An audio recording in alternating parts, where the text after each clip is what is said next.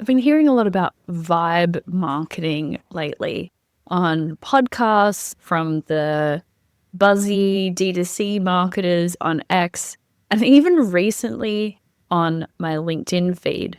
So naturally, I get to thinking about whether this newest buzzword actually has any practical applications for marketers operating in the pointy end of retail media. And as much as I like the idea of vibe marketing, my first instinct was a bit of skepticism. After all, our world revolves around conversion metrics and retailer JBPs, not nebulous vibes. But I've given it some thought, and I think there might be something here for us. It's marketing fueled by AI. It's about connecting with your customer. But at the very least, I think it's a way to make things a little bit more fun for ourselves. Why should the D2C bros have all the fun? Let's get into it. Good morning and welcome to the Retail Media Breakfast Club. I'm your host, Kiri Masters, and every weekday at 6 a.m. Eastern, I bring you candid and real discussions in the world of retail media and marketplaces in just 10 minutes. So bring your own cup of coffee and we'll get smarter about retail media together. Right, so the term vibe marketing emerged from the tech world. In 2023, OpenAI's Andre Karpathy coined the term vibe coding to describe a programming approach where humans set high-level direction while AI handles implementation details. More recently, tech entrepreneurs like Greg Eisenberg began applying this concept to marketing. What makes vibe marketing different from traditional emotional or lifestyle branding is really, it's just this emphasis on using AI to rapidly iterate emotional angles at scale. And the idea is that a single marketer can really do the job of a lot of people these days with all these tools at our disposal, creating video, creating copy. And as one marketing strategist explains, traditional marketing required copywriters, designers, analytics people, media buyers, drowning in meetings, taking weeks to launch anything.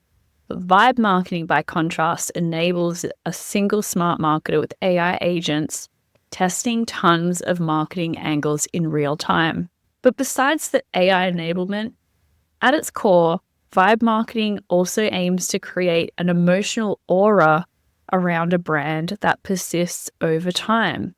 As brand strategist Jeff Goldenberg puts it, a brand's vibe is the emotional reaction someone has when they experience it through story, aesthetic, product, or culture. This creates an intuitive connection with consumers that transcends logical product arguments. So in short, vibe marketing is an AI-powered approach to marketing, advocating for giving AI agents high-level outcomes while humans curate the output to maintain authentic connection. So now we can ask ourselves, can this approach work within the highly structured, performance-oriented environment of retail media, where we also, we're not D2C, we have multiple intermediaries sitting between the brand marketer and the end customer. Despite those differences, I think that we can still bring vibe marketing into the fold. 2 reasons why. Firstly, vibe marketing needs lots of context. Vibe marketers need to feed the AI models data about our customer, our product, our competitors, our trading environment. Data is the big unlock for vibe marketing. And luckily, in retail media land, we have plenty of data. We have first-party data from retailers. We have, hopefully, our own brand data. We have data from the retail media platforms, marketing clouds. These will give us a leg up. Secondly, vibe marketing thrives with specific outputs that we need. Product page, ad copy, ad creative, a video demo, deploying ad campaigns, personalized campaigns. Again, we have no shortage of use cases here in the retail media and marketplaces world. So here's a few thought starters of using vibe marketing in our everyday world as retail media marketers. So number one use case here is scaling content efficiently across many channels. We're selling across multiple retailers with different specifications for product images, descriptions, ad copy, ad sizes, lengths of videos, things like that. So using AI-driven marketing tools, brands can quickly create those content variations and meet the needs of technical requirements for each retail platform.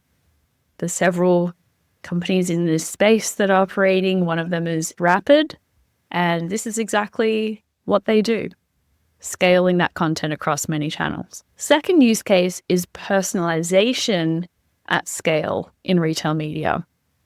So with all of this rich first-party data from retailers, we can identify emotional patterns in shopper behavior, and then pairing that data with our vibe marketing approaches, brands can create different variations that speak to different audience segments while remaining true to the overall brand vibe.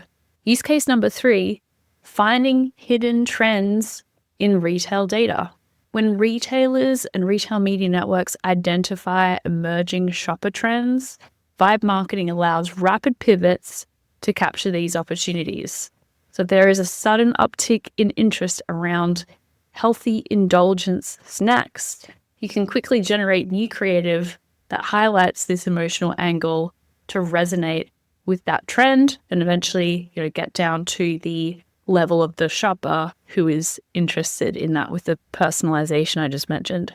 And number 4 is automating and optimizing tedious workflows. Part of vibe marketing is knowing what's possible with AI and offloading as much of the repetitive, tedious aspects of any process that you can.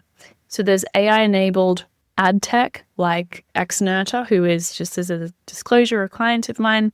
Xnerta is differentiating itself on the ability to take sequential AI-driven actions to optimize Amazon ad campaigns. So as the human vibe marketer, you're setting the target for the campaigns, and the AI is going and executing on the different things that need to happen to be able to meet that objective. So those are 4 specific use cases, but I want to talk also about internal advocacy and education, and this is a vibe too. There is a persistent challenge in our industry, which is internal selling. With budgets coming from different departments and stakeholders, and there's a lot of research out there talking about the different buckets of spend that retail media originates from. It's not all brand new retail media ad budget, comes from somewhere else a lot of the time. And those retail media buyers need to translate complex data and strategies for different internal audiences to convince them about the power of retail media. And this is where there's some unexpected value, I think, in vibe marketing. So using AI tools to synthesize lengthy retail media reports or complex data into tailored communications for specific executives is a vibe. Rather than spending hours reformatting the same information for your CMO who wants the big picture strategy versus the CFO who needs those ROI numbers, vibe marketers can use AI to adapt your core message to the emotional and informational needs of each stakeholder.